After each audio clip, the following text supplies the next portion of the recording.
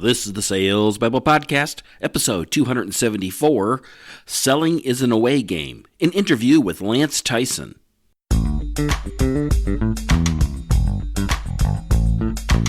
Welcome to Sales Babble, the podcast that shares selling secrets for non-sellers. And now your host, Pat Helmers. Hello, Sales Babblers. This is Pat Helmers, and today I am in London. I'm visiting my son in Germany, and I thought I'd stop by here for a beer before moving on. Most likely in a British pub when this gets pushed out. Our guest today is Lance Tyson. He's the author of the highly acclaimed book, Selling is an Away Game. Close business and compete in a complex world. Lance is an entrepreneur known for training sales talent in some of the biggest names in professional sports and entertainment. And in this episode, he and I babble about prospecting using a buyer's point of view, how to use a blended approach for selling appointments, and how sales is half science and half art. Before we get to the interview, I'd like to remind you if you could go to the albanero.community/study, and if you could fill out that study that I'm doing to see whether or not this matchmaking mastermind idea for sales professionals, if you could help me see if that's a good idea or a dumb idea, I would deeply appreciate it. So, with no further ado, let's get to it. Welcome, Lance. You ready to babble? Absolutely. Lance, you got a book out here, highly acclaimed book, according to your copy here is, and it's Selling is an Away Game, Close Business and Compete in a Complex World. Is that about right? That is right. That is. So, why you? Why did you write this book? What makes you the right guy to write this book? Well, I would say I heard somebody say one time, it's not the best writing author, it's the best selling author. So when I've been encouraged by so many of our customers to really kind of get this in writing from a legacy standpoint about what we teach, and we look at that, and then I came through the training industry through Dale Carnegie training, and one of my favorite sales books of all time is How to Win Friends and Influence People. Terrific book.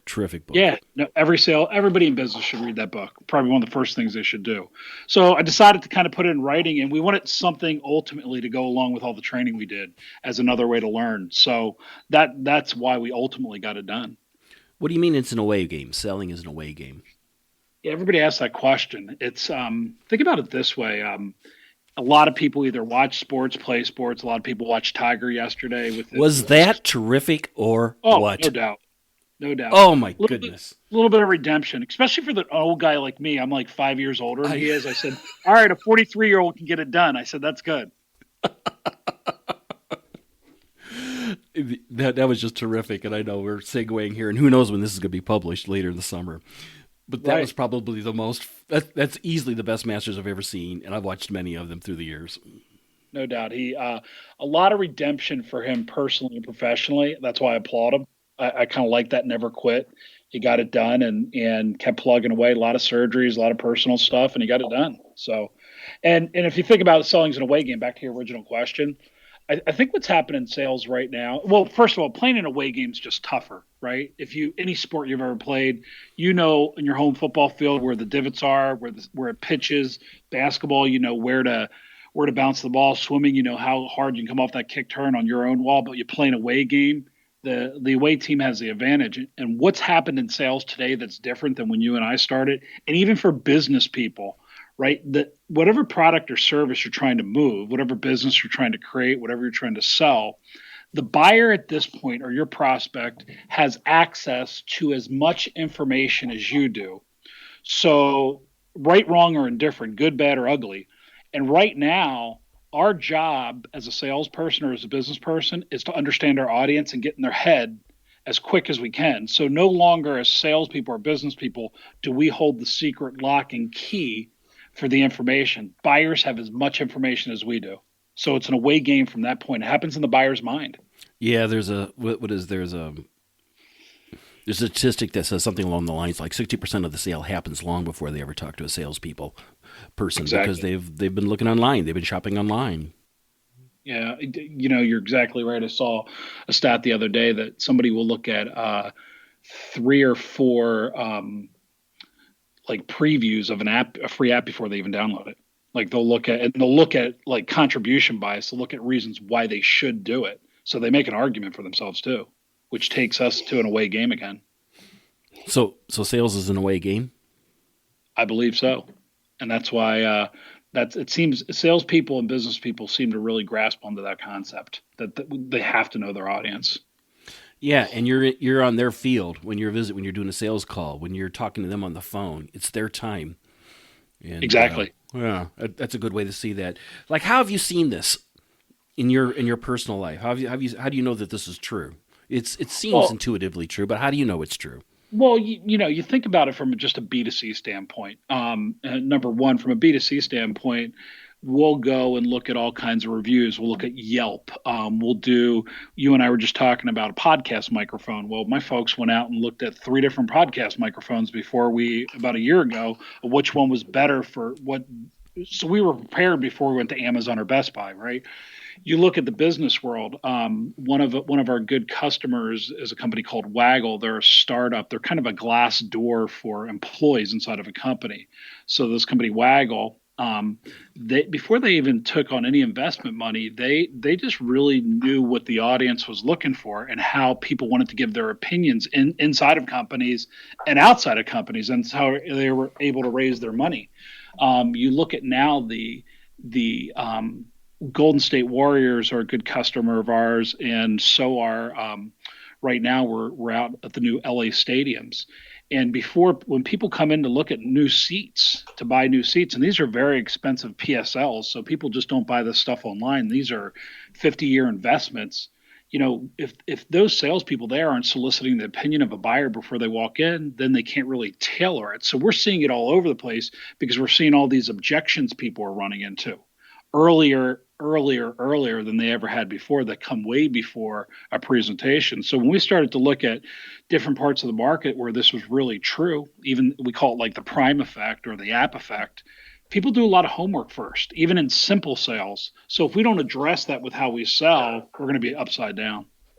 Yeah, I heard you said an interesting thing. You said these objections are coming much earlier. In my mind, I look at these objections as not really objections, like I don't want to buy, just like, hey, I've got more questions.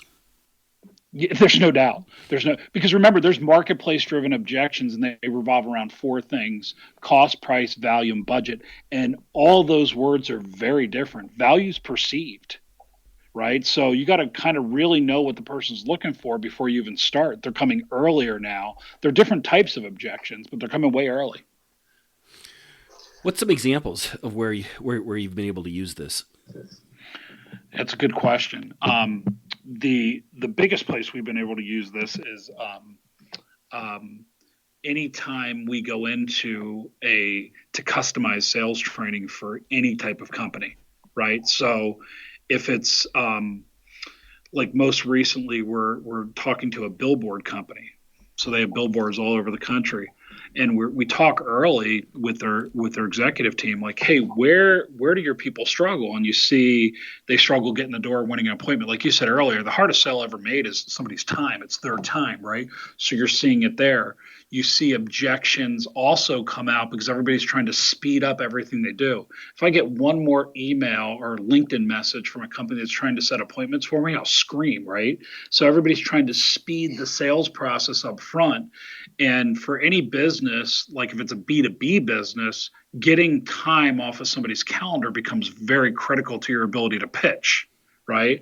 But then it's also people are struggling with their marketing. So we're seeing it early. So when it factors into a couple things. One, our salespeople are struggling getting time in front of people.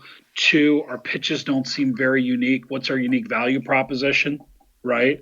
And you get a lot of arguments like that. So you start to peel the onion back a little bit and you start to realize they're consistently getting sideswiped by this stuff early.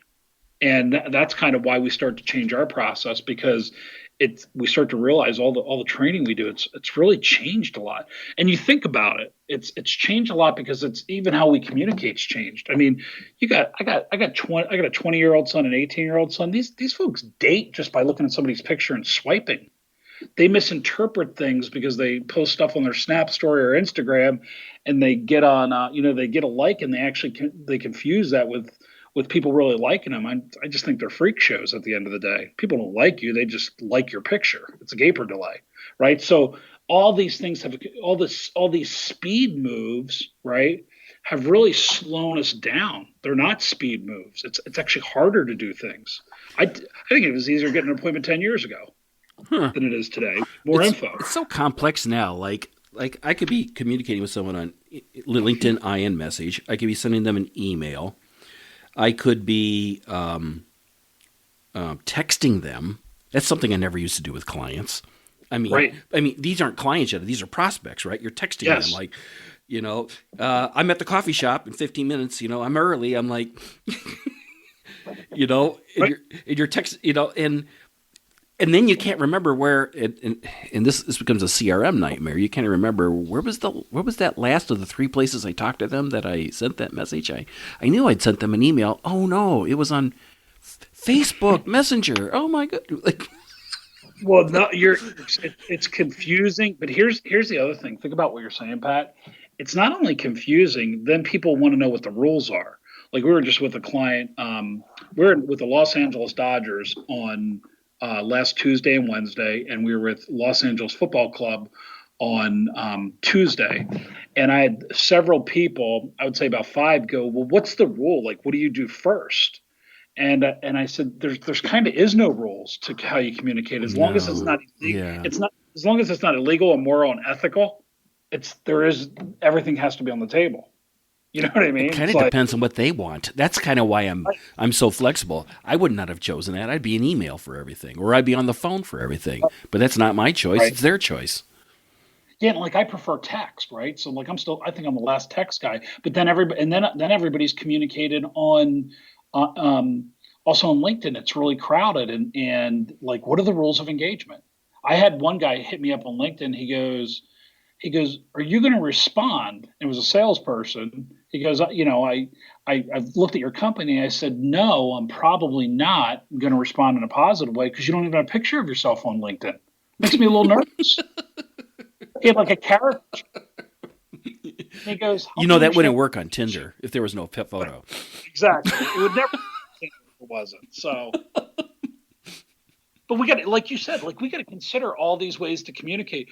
Like in our new sales process we introduced in the book, we have one step that's completely dedicated to connecting because it's just different, right? And then on top of that, all your data, 30%, according to Mark Benioff last year at Dreamforce, he said 30% of all your data goes bad every year. So at any one time, you're dealing with 70% of the correct data. Yeah. So how do we overcome this? Well, there is, first of all, sales is still half art and half science. People sell to people. People buy from people. People are creatures of emotion at some level. So sales is half art and half science. And we have to constantly remember that we're not quite scientists or engineers, and we're not quite artists, right? We're kind of architects, so nothing's built to scale. Okay, right. Nothing's even modeled to scale. So one of the ways that I see is, and it's interesting you ask that, Pat, because I see a lot of people every day reinventing their offense. And what's happened, there's so many outlets out there just for that one piece of selling to connect with people. Every day that we're all chasing our tails, there's no predictability to it, right? And at some level, predictable process yields predictable result. So we have to get some predictability. Like a lot of the salespeople we coach, we're always coaching them like, look, you can't reinvent your prospecting every day. You can't. There's no way you're going to get anything done because there's a huge difference between being efficient and effective. And I think people confuse those two because you could be efficient and not effective, and you could be effective and not efficient. So we got to get some predictability and a scalability in how we approach things. That's definitely number one, even in your sales process. So you got to come up with a prospecting cadence, and you got to be willing to look at it every 6 to 8 weeks and say, what are the adjustments I have to make? Like, for instance, one thing we're encouraging a lot of B2B sellers to do right now is to use snail mail because nobody's using it. LinkedIn's crowded. But I can't say in 2 months from now it's going to work. We've seen a trend that's working early in a connection, right, for about 6 months. Who knows if that's going to work, 3 months from now. So you got to be willing to look at your system and changing it. Yeah, it's funny you bring that up because I just had the same conversation with a guy 2 weeks ago about snail mail. And he was telling me, yeah, I am reading my mail. I'm like, really? I'm finding success sending out postcards. Really? That seems so old school. It does. And listen, I'm the last guy to sit here and act like I'm the, send snail. That's a portion of what you do, along with texting, along with email, along with, Instagram, along with everything else. Like, I think you got to blend your approach also. You got to be look, here's some stats for you. It takes 6 to 8 touches right now to get contact with somebody. This is according to InsideSales.com. And last year, we also owned a call center up until last year, which we kind of folded into our business and sold parts of it off. And we do nothing but set appointments for salespeople in multiple different industries. And these numbers seem to always be true, especially for the last 24 months. 6 to 8 touches to get contact. 6 to 8 contacts to win an appointment or time off somebody's calendar. And those touch points are multiple touch points. So I don't want the audience to think that I'm encouraging snail mail. I'll put my social game against anybody's, but I'm saying don't rule it out. I had another company recently, actually 2 different companies that are still using faxing, and people are saying faxing. Well, think about it. First of all, nobody gets a fax piece of paper anymore, right?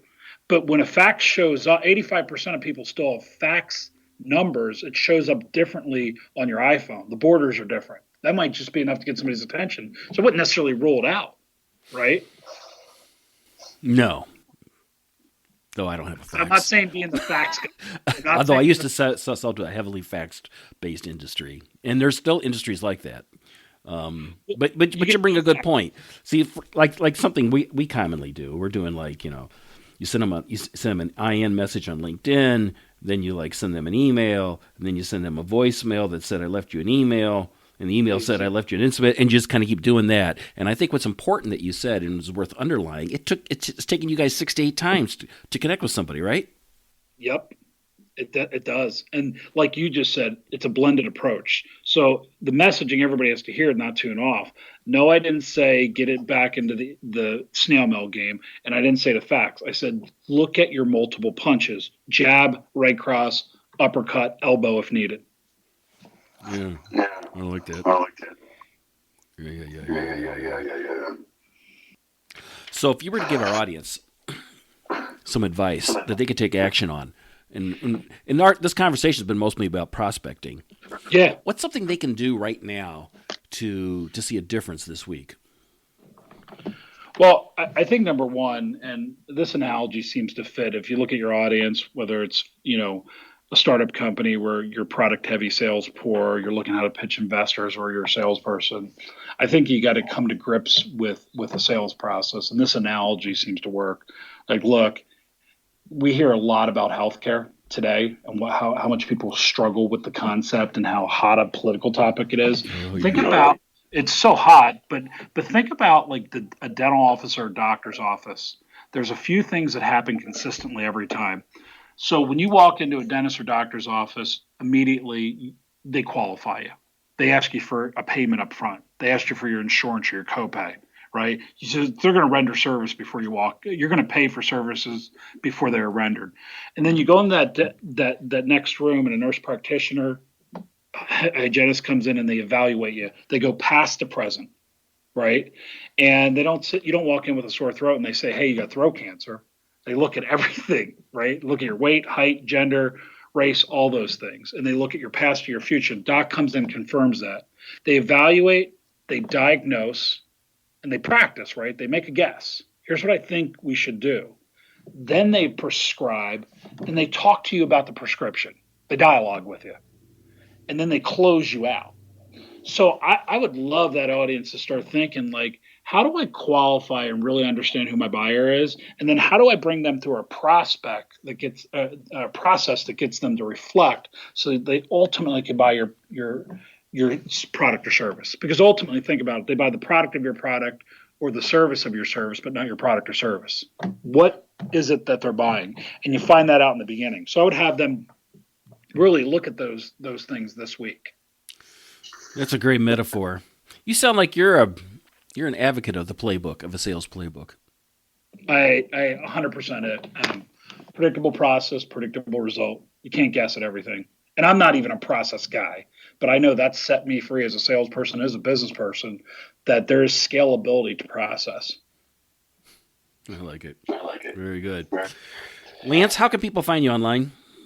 Yeah, they go to the TysonGroup.com, and we have a couple cool ebooks to download. One's on objections. It teaches our offense, and the other one's on presentations. And I was thinking about your audience, especially folks that are going in and pitching startup money and things like that. I think that would be good, or dealing with objections. And if they follow us on, or go to Tyson Group, sign up for our blog there. We send something out once a week.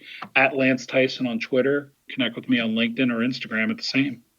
And is there a page for your book, Selling is an Away Game? Yeah, it's actually, you can go to Amazon and get the book and just type it in. Or secondly, there is a page to buy our book right on our website. So at TysonGroup.com, and you'll see it right up there in the headers. Awesome. Really great. Well, Lance, thanks a bunch for visiting us here in Sales Babble. This has been great stuff. The prospecting like this and walking through the steps is really valuable, and it's things that people need to hear over and over again, that you got to keep at it, that tenacity matters. It does. And Pat, I really appreciate you having me on.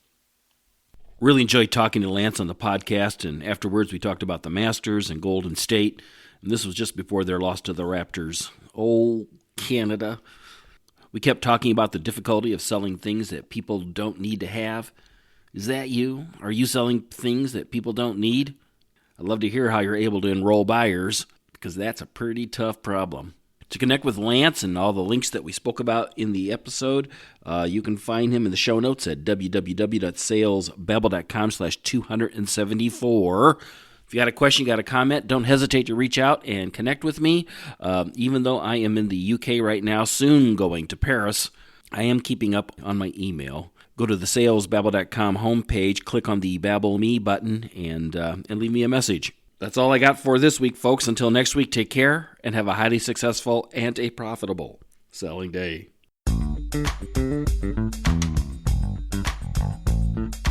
Thank you for listening to the Sales Babble podcast. Find us at www.salesbabble.com.